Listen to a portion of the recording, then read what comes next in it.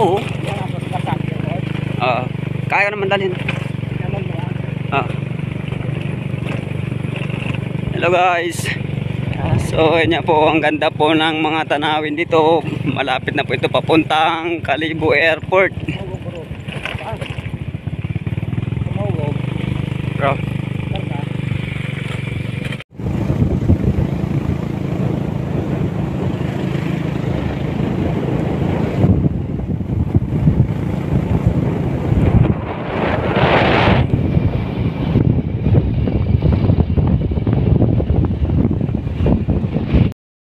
Guys, good evening everyone.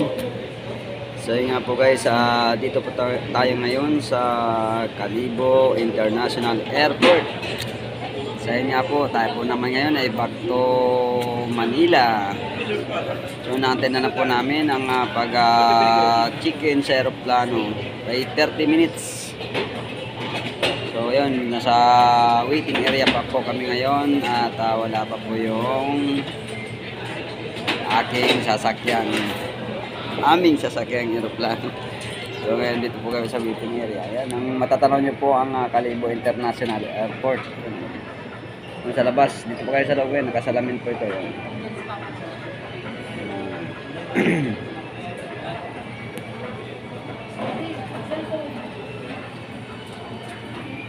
So ayan nga po, maraming pasahero na nag-aantay din ng flight namin ngayong araw na ito. So mega love shoutout po sa lahat, mga karins at mga kaibigan ko dyan. Yun, mega love shoutout po sa inyo lahat at sa White World, mga kaibigan ko dyan.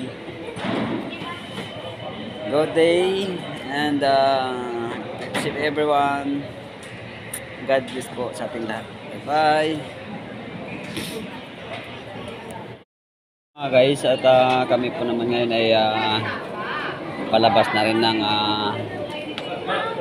waiting area dito sa airport. Dumating na rin yung aeroplano. So ayun na nga guys, dito po tayo ngayon sa Kalibo Airport. So ayan po, pa-flight na po tayo ngayon guys. Inaabot po tayo ngayon ng gabi. Ayan o.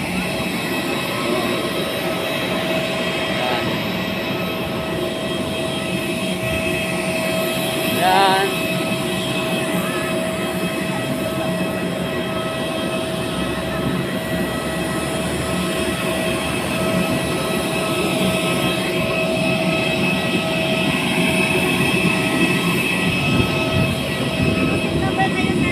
Three to? Seat number ninyo, alin? Guys, ng aeroplano. Ato Manila tayo ngayon. Yun. Mega love shoutout po sa lahat mga ka-FB friends ko dyan.